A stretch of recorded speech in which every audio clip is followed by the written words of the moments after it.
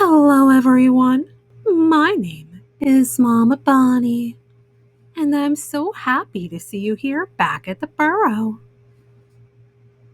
And to all of our new friends, hello. It's so nice to meet you. How was your day? I hope it went well. And now that you're here, my day has gotten even better. For tonight's story, we have another Winnie the Pooh story that I hope you all will love as much as I do. But we can't have our story unless we're all comfy cozy. So make sure you're wearing something comfy. And don't forget to bring your favorite stuffy. I think they're gonna want to hear the story too. And don't you? Well then, are we all comfy? Let's get started, shall we? Tonight's story is Chapter 3, in which a Pooh and Piglet go hunting and nearly catch a woozle.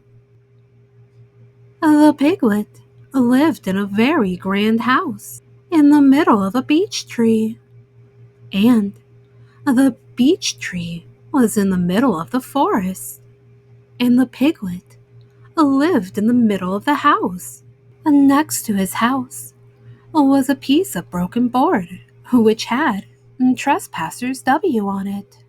When Christopher Robin asked the piglet what it meant, he said it was his grandfather's name and had been in the family for a long time.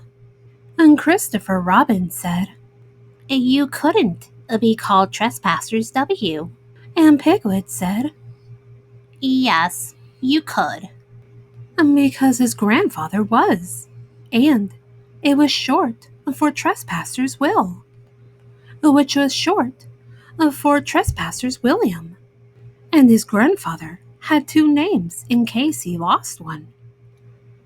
Trespassers after an uncle, and William after Trespassers.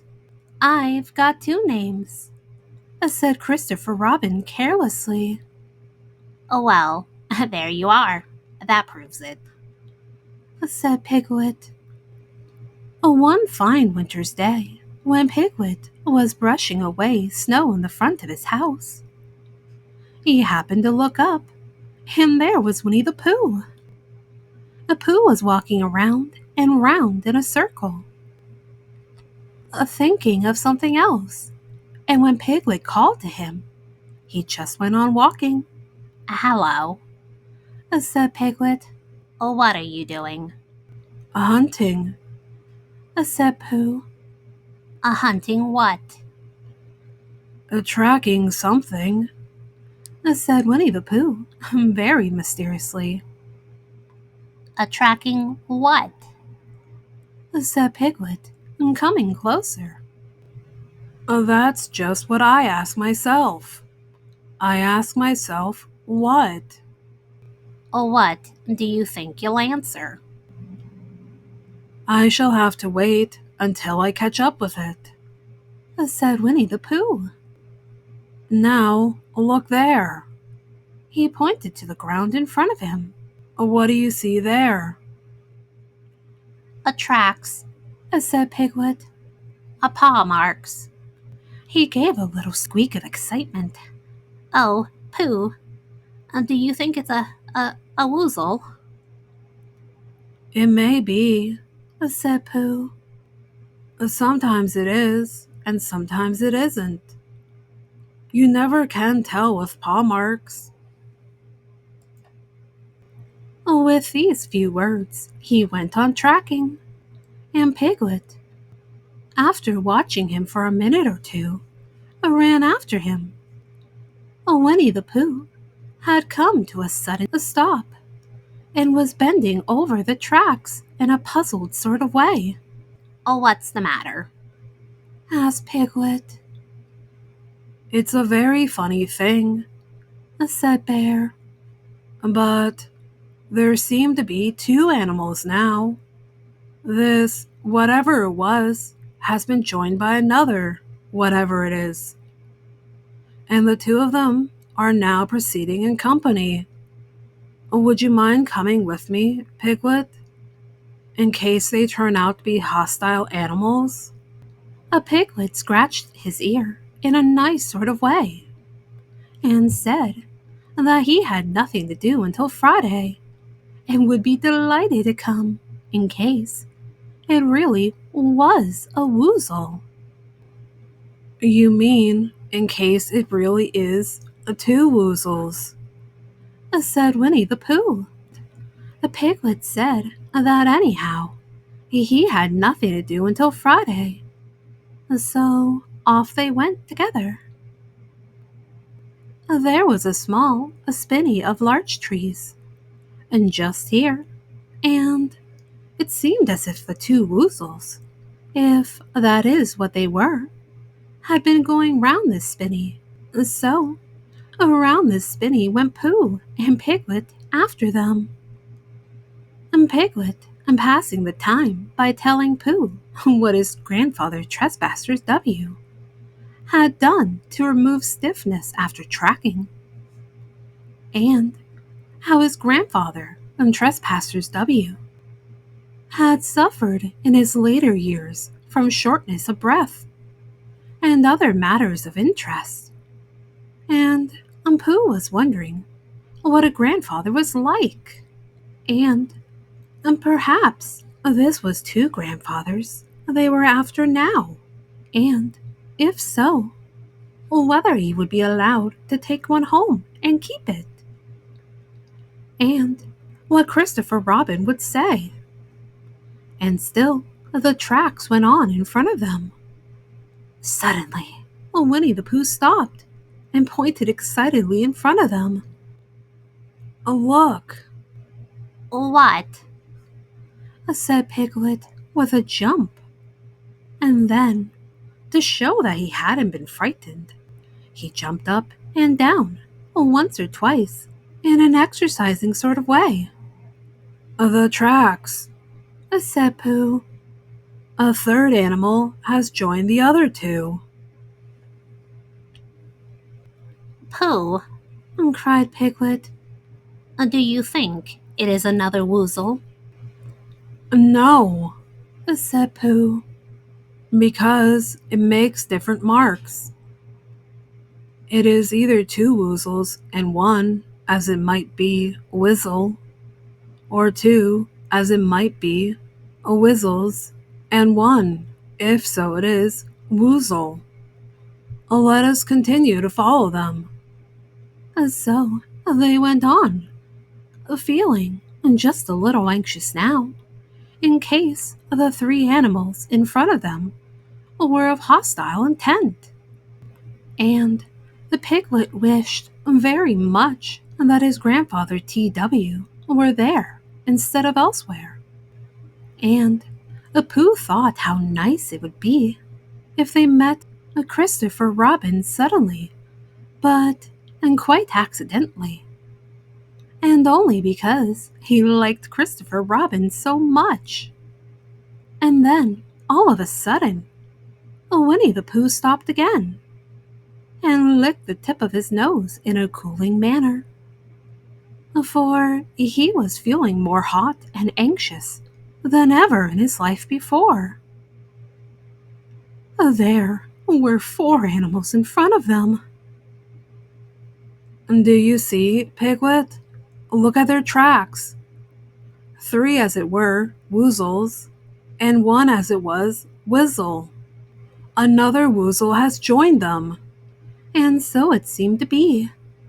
There were the tracks, crossing over each other here, getting muddled up with each other there. But quite plainly, every now and then, the tracks of four sets a pause. I think, said Piglet, when he had licked the tip of his nose too, and found that it brought very little comfort. I think that I have just remembered something. I have just remembered something that I forgot to do yesterday and shan't be able to do tomorrow. So, I suppose I really ought to go back and do it now. We'll do it this afternoon, and I'll come with you, said Pooh. It isn't the sort of thing you can do in the afternoon. Said Piglet quickly. It's a very particular morning thing. That has to be done in the morning, and, if possible, between the hours of. Oh, what would you say the time was? About 12, said Winnie the Pooh, looking at the sun. Between, as I was saying, the hours of 12 and 12:05. So, really, dear old Pooh, if you'll excuse me. Oh, what's that? Pooh looked up at the sky, and then, as he heard the whistle again, he looked up into the branches of the big oak tree, and then he saw a friend of his. It's Christopher Robin, he said. Ah, then you'll be all right. Said Piglet. You'll be quite safe with him. Goodbye. And he trotted off home as quickly as he could, very glad to be out of all danger again. And Christopher Robin came slowly down his tree. A silly old bear, He said. Oh, what were you doing? First, you went round the spinney twice by yourself, and then Piglet ran after you, and then you went round again together, and then you were just going round a fourth time. Wait a minute, said Winnie the Pooh, holding up his paw. He sat down and thought, in the most thoughtful way he could think. Then he fitted his paw into one of the tracks. And then he scratched his nose twice and stood up. Yes, said Winnie the Pooh. I see now, said Winnie the Pooh. I have been foolish and deluded, said he. And I am a bear of no brain at all. You're the best bear in all the world, said Christopher Robin, soothingly. Am I? Said Pooh, hopefully. And then he brightened up suddenly. Anyhow, he said, it is nearly luncheon time. So he went home for it. Well, that's the end of chapter 3. What a silly old bear Pooh is. I wonder, what does a woozle look like? Maybe we should draw one. Oh, I can't wait to see what you come up with. But until then, I think it's getting late and we should go to sleep. So, get all snuggled up underneath your blanket. Hold your favorite stuffy and tight, tight, tight, so they know they are loved. Oh, and dream some wonderful dreams. And while you're having those wonderful dreams, I'll get our story ready for next time. How does that sound? And always remember, Mama Bonnie loves you very, very much. Good night.